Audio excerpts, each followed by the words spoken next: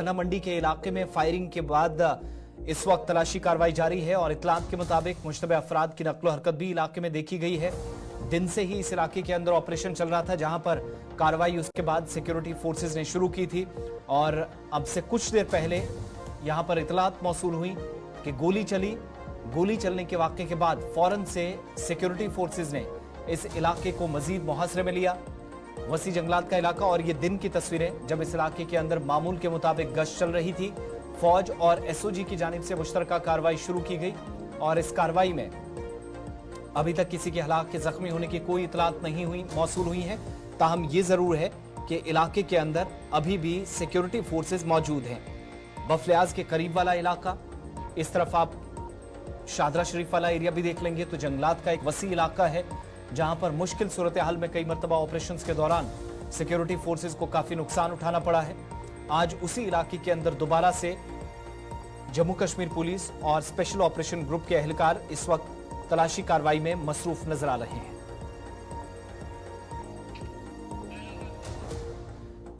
चलिए राजौरी चलते हैं, हमारे नुमाइंदे जमशीद मलिक हमारे साथ हैं। जमशीद, क्या मजीद तफसीलात हैं इस ऑपरेशन के हवाले से?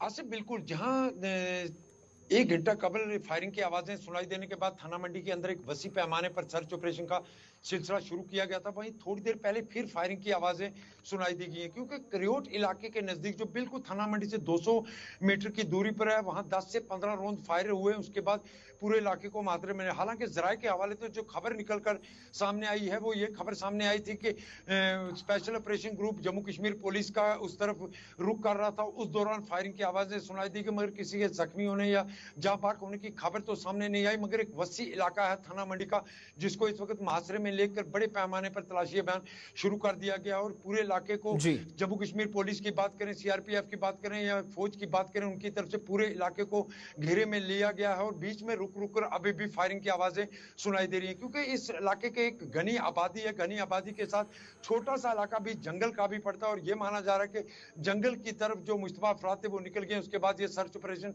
शुरू किया गया, मगर जो थोड़ी देर पहले फिर थोड़े कुछ फायर आवाज सुनाई दे गए, मगर उसके बाद फिर एकदम खामोशी अभी तक है। जमशीद मलिक, जिस इलाके के अंदर ये कार्रवाई इस वक्त जारी है, इतलात के मुताबिक एक अहम तरीन राब्ता सड़क जो मुगल रोड को भी कनेक्ट करती है, शादरा वाली साइड हजारों की आबादी को कनेक्ट करती है बफलियाज इलाके के साथ, उस सड़क पर फिलहाल नक्लो हरकत रोकी गई है।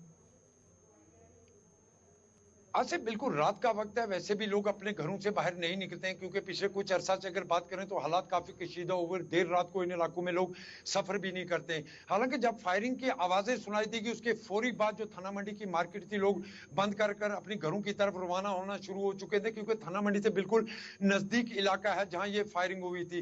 ये थाना मंडी के इलाका, क्योंकि थाना मंडी एक पहाड़ी इलाका है, दोनों तरफ पहाड़ और बीच में एक थाना मंडी का टोन है और उस टोन के एक साइड पे अगर बात करें तो फायरिंग का सिलसिला आवाजें सुनाई दी गई थी, जिसके बाद ये सर्च ऑपरेशन शुरू किया गया। हालांकि जराये के हवाले से खबर जरूर आ रही थी कि उसके बाद कुछ मुश्तबा अफराद को देखा गया था, जिसके बाद ये पुलिस की तरफ से इस इलाके का रुख किया गया था। उसके बाद ये फायरिंग की आवाजें आई हैं। हालांकि जिस तरह मैं बता रहा हूं कि पहले जिस तरह शिद्दत की फायरिंग हुई, जिसमें 15 से 20 फायरिंग की आवाजें सुनाई दी गई, उसके बाद खामोशी हुई, उसके बाद फिर इक्का दुक्का फायरिंग की आवाजें सुनाई दी गई और थोड़ी देर पहले ये दोबारा खबर आई थी कि फिर फायरिंग की आवाजें सुनाई दी गई है। मगर अभी तक ये साफ नहीं हो पा रहा है कि फायरिंग किसकी तरफ से की गई है, क्योंकि रात का वक्त है और जंगल का इलाका। दूसरी बड़ी बात यह है कि इस वक्त खिता के अंदर मक्की की फसल भी काफी खड़ी हो चुकी है, घास बहुत बड़ा बड़ा है, जिसको लेकर रात के ऑपरेशन में काफी मुश्किलें आ सकती हैं, मगर उसके बावजूद भी पूरे इलाके को घेरे में इस वक्त लिया गया। आसिफ, बहुत बहुत शुक्रिया जमशीद मलिक तफसीलात फराहम करने के लिए। राजौरी से जमशीद हमारे साथ थे, तफसीलात फराहम कर रहे थे। और ये वो इलाका जहां पर मैंने कहा कि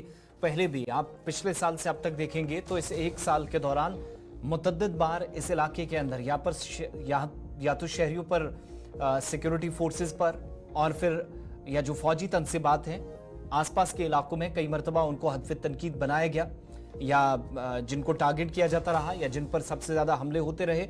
और उसके बाद हदफ तनकीद वो लोग भी बने जो मौजूदा वक्त में सिस्टम का हिस्सा हैं, जिस पर सवालात हिज़्ब इख्तिलाफ की जानिब से उठाए जाते हैं कि इंतखाबात का वक्त करीब आ गया है, लेकिन ऐसे में भी सलामती सूरत हाल या दिफाई मामलात पर हुकूमत गैर संजीदा नजर आ रही है। बहरहाल ये दूसरी बात है, सियासत इस पर अपनी जगह। फिलहाल सलामती सूरत हाल यकीनी हो, सरहदी इलाकों के अंदर रिहाइश पजीर अवाम जो राहत इस वक्त जरूर महसूस करती है, क्योंकि सरहदी बेल्ट में फिलहाल किसी किस्म से फायरिंग तो नहीं हो रही है। आर पार गोलाबारी से माजी में कई बरसों तक नुकसान भी उठाया है।